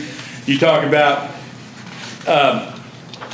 because of high use and of demand, wildlife and their habitats must be intensely managed, and public access must be controlled in a way that provides fairness and opportunity for all. I think by allowing guides to take people on public ground at no charge, it looks to me like I'm subsidizing their business, or as a taxpayer subsidizing their business and paying for all the habitat improvements on their on public ground. You know, Mr. Bud is an avid waterfowl hunter. If he carries in 150 decoys, he can't compete with a professional guide service that comes in and puts out 1,000 decoys 205 yards from his spread. He just can't compete with that. You're going to have a lot of weekend hunters that don't have a lot of place to hunt trying to compete with professional guide services. That doesn't seem, as you guys stated, like I say, paragraph 6 on page 14, fairness and opportunity for all. You guys have stated that in your literature, and you know, there's especially the no cost. Yeah, you know, why should we subsidize their business? You've made your point. Motion to approve. A second, Mr. Chairman. Okay, we already had Frank. Frank moved. Okay. Yeah, Frank moved, Okay, and then. so Don moved. Don seconded. seconded. Okay, all right, thank you. Let's have a vote. Okay, Commissioner Bolton? Yes. Commissioner Bud? Yes. Commissioner Dill? Yes. Commissioner Dahl? Yes. Commissioner Meyer? Yes. Commissioner Wilson? Yes. Commissioner Lauber? Yes. Pass 7-0. All right. And it, 4, commercial fish, mussel. I hate to short anybody. Is there going to be any controversy on mussels? Come on up. Come on. Does the commission want to run through the mussel things pretty fast? Yes. Sir. We've already heard it. We've already dealt with it before. I think it's non-controversial. If we didn't have a mussel moratorium, we'd know how we could catch it. If the prices were like they were in 1996 when maple leaf were selling for $4.40 per pound, there'd be more musslers in here than duck hunters. But luckily, there is no market, and we do have both biological and socioeconomic reasons for this moratorium to be extended 10 years. 115.17.6, the main change is changing 2012 to 2022. All right. Is there any public comment? Move to approve. I second it. Vote. Any discussion? Vote. Commissioner Bolton? Yes. Commissioner Bud? Yes. Commissioner Dill?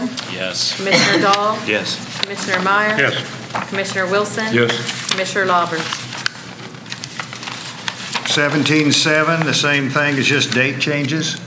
Date changes, that's correct. 115-17-7. Second. Discussion? Vote?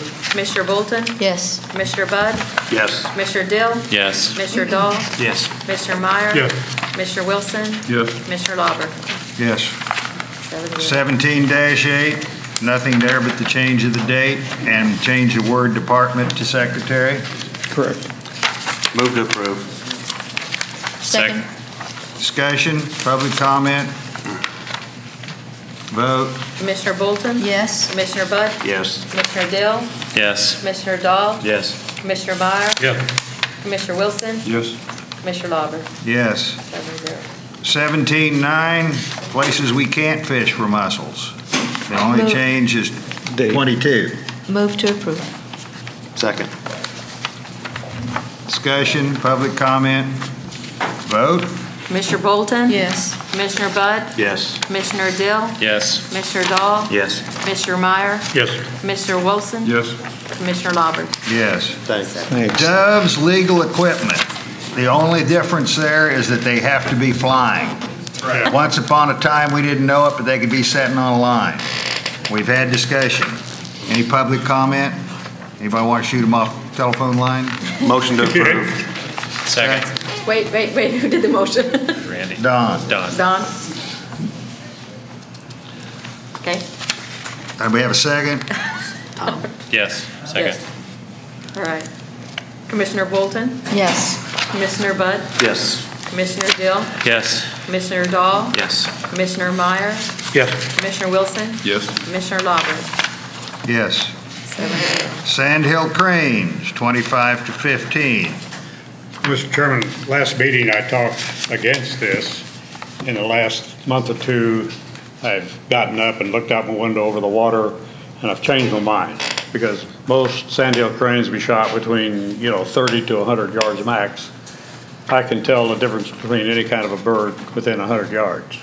And with the regulation, the stiff penalties that the feds have got on it, and the small area that, our enforcement folks can be out there and visible, I think this will be fine. And so I don't have a problem. I hate to agree with you. I understand, but I'd like for you to agree with me here on your last meeting. And anybody want to make a motion that we approve staff recommendation? Public comment. Public comment. Is this like the Academy Awards and I only have 30 seconds? I see you watching your time. No, go ahead. Sorry, go. not my problem, right?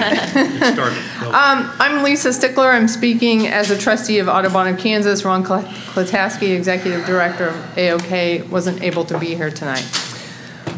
First, I want to make it clear that I do support the management of wildlife through hunting.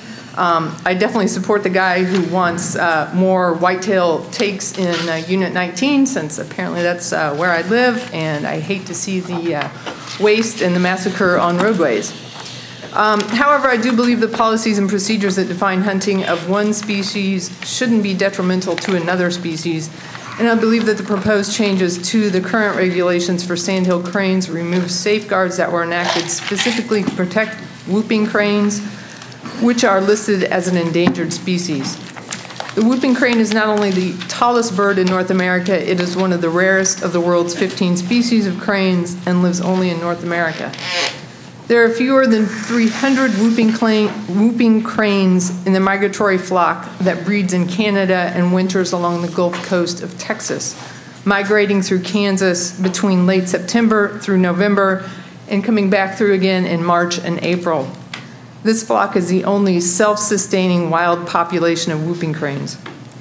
The whooping crane has long been the focus of intensive conservation programs, including national and international legal protections, comprehensive scientific research and monitoring programs, protective key habitats, development of whooping crane recovery teams and comprehensive recovery plans, and extensive public education campaigns. In short, significant resources have been invested in the last 70 years towards recovery of whooping cranes. The International Recovery Plan for Whooping Cranes, developed jointly between the U.S. Fish and Wildlife Service and Canadian wildlife agencies, designates 4 sites along the 2,500-mile corridor as critical habitat, meaning that this habitat contains physical or biological features essential to the conservation of the species, which may require special management considerations or protection. 2 out of the 4 critical sites exist in Kansas, Cheyenne Bottoms, and Quivira National Wildlife Refuge. Clearly, Kansas plays a unique role in the conservation of whooping cranes. Incidentally, the International Recovery Plan also mentions the 2 and possibly 3 whooping cranes killed by sandhill crane hunters in Kansas in November 2004. The current Kansas hunting regulations for sandhill cranes were developed to provide protection against the accidental shooting of whooping cranes as a result of the shootings in 2004. These regulations provide an opportunity for sandhill crane shooting while protecting an endangered species. I ask that the commissioners vote to maintain the current regulations related to sandhill crane shooting. Any questions? No. Yep. Thank you. All right. I would like to speak. I would simply disagree with the last speaker. My name is Matthew Keenan. I have been a sandhill crane hunter the last 20 years. I believe I appeared at the very first commission meeting when that season was approved. My brother Tim Keenan has been an avid sandhill crane hunter, and he called me about 4 hours ago and said, "You must go to this meeting." So we appreciate and understand the special protections and the balance that this commission has to achieve in protecting the other species, particularly the whooping crane. We believe that moving the shooting time back 30 minutes is a reasonable accommodation, is something that we support very strongly. Thank you. Thank you very much. Any other public comment? Any comments from the commission? Can I have a motion? I just need some clarification on this. And we changed this to go from... A half hour after to sunrise. Okay. The U.S. Fish and Wildlife Service would allow us to go a half hour earlier. Okay. We have chosen only to go at sunrise. Right. To sunset. You moving, Frank? Yes. Frank has moved 115-25-20. Any additional, do I have a second? Second. Now, is there any more discussion? A little more contentious than mussels. All right, let's have a vote. Commissioner Bolton? No. Commissioner Budd? No. Commissioner Dill? Yes. Commissioner Dahl? Yes. Commissioner Meyer? Yes. Commissioner Wilson? Yes. Commissioner Lauber? Yes. Passed 5-2. All right. Do we have a teal season public hearing as well? Correct. Is there anything? Yes, I have gotten word from Fish and Wildlife Service that we will be allowed to have a 16-day season. However, for our High Plains unit, there's only 9 possible days due to the 107 days maximum Migratory Bird Act, and you subtract out the 2 youth days and the 96 days or 97 days proposed for the High Plains unit. That only allows 9 days. So it'd run from September 15th through September 23rd in the High Plains unit, and for the Low Plains unit, and run from September 8th through September 23rd. Any questions for Tom? Any public comment? Motion to approve. It's a consensus. It's a consensus, there's no vote. It doesn't, don't need a vote? No. Anybody disagree? They have a consensus. What's the next one? Prairie chicken. Prairie chicken.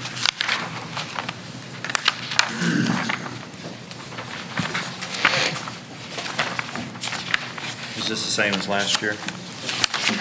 No. We're recommending some changes. You're voting on changes.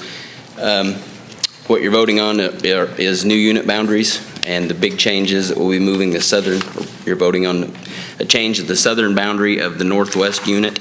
Right now it's I-70, and we're recommending that it be moved down to Highway 96. We're also recommending that the early season be added to that northwest unit, which would be September 15 to October 15.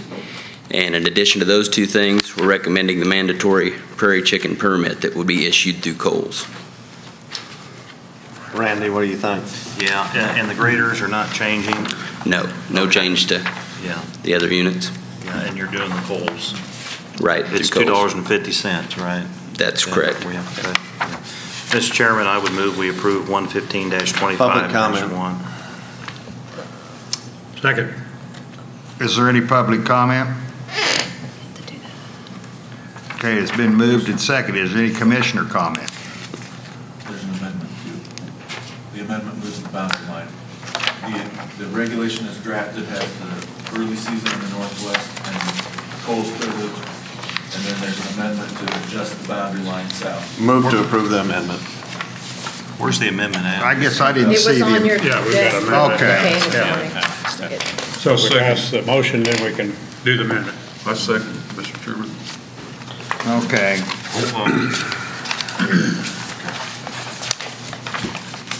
And this, what's the amendment do? It's the boundary. It's the boundary. Got it. Adjust the boundary. Okay, that's good. That was added last time. We need to vote on the amendment. On the motion. Yeah, right. Right. So I'll voice vote on the amendment. Better hurry. Commissioner Bolton? Yes. Commissioner Budd? Yes. Commissioner Dill? Yes. Commissioner Dahl? Yes. Commissioner Meyer? Yes. Commissioner Wilson? Yes. Commissioner Lauber? Yes. 7-0. As Vote on the amended. amended motion. Yeah, we vote on the amended motion. Okay. Commissioner Bolton? Yes. Commissioner Budd? Yes. Commissioner Dill? Yes. Commissioner Dahl? Yes. Commissioner Meyer? Yes. Commissioner Wilson? Yes. Commissioner Lauber? Yes. Lloyd. Lloyd? Thanks.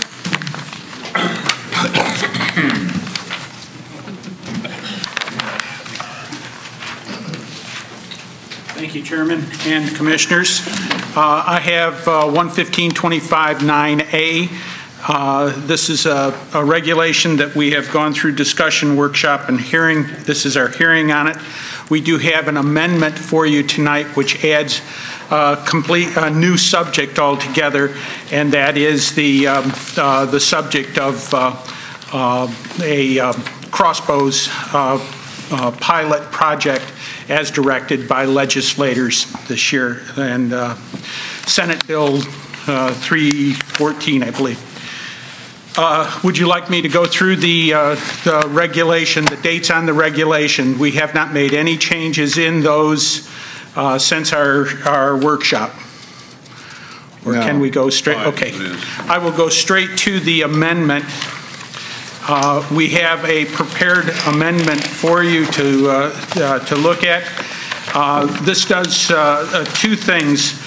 It allows the department to collect names of hunters that will use crossbows, and it establishes the 4 deer management units where persons of any age could use a crossbow during the archery season.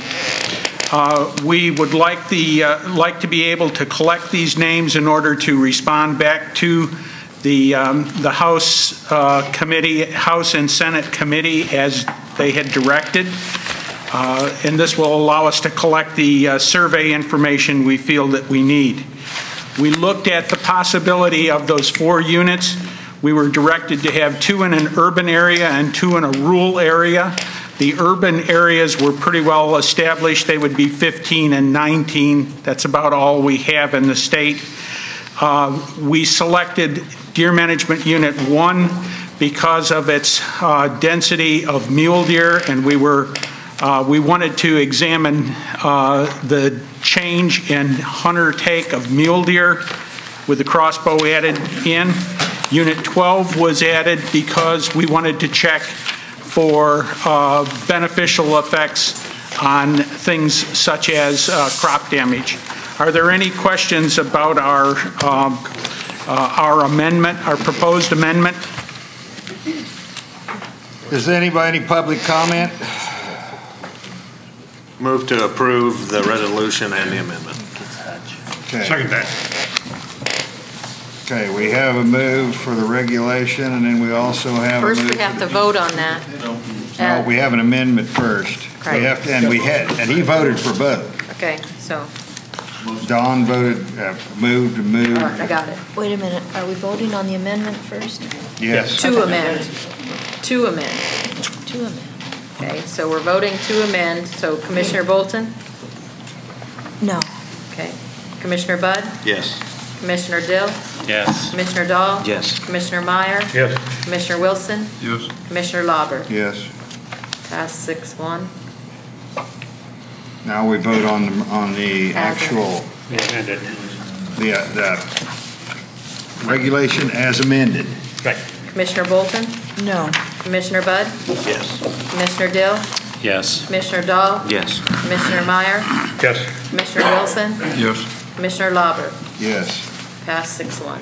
All right, now, Sheila, bless your heart, but I think next time, I don't like running these, it's not your fault, it rarely runs this late, but I think we should be prepared at the next, wherever we start having future meetings, that there is a chance that it may run over. Yes, this is the only time we've ever been in this circumstance where we're in a public place that closed. Yes, and You I know, understand, we're and always- yeah. and do not consider it criticism on your efforts, but I think we probably better, sometimes these meetings take a little Yes, sir. longer than they used to.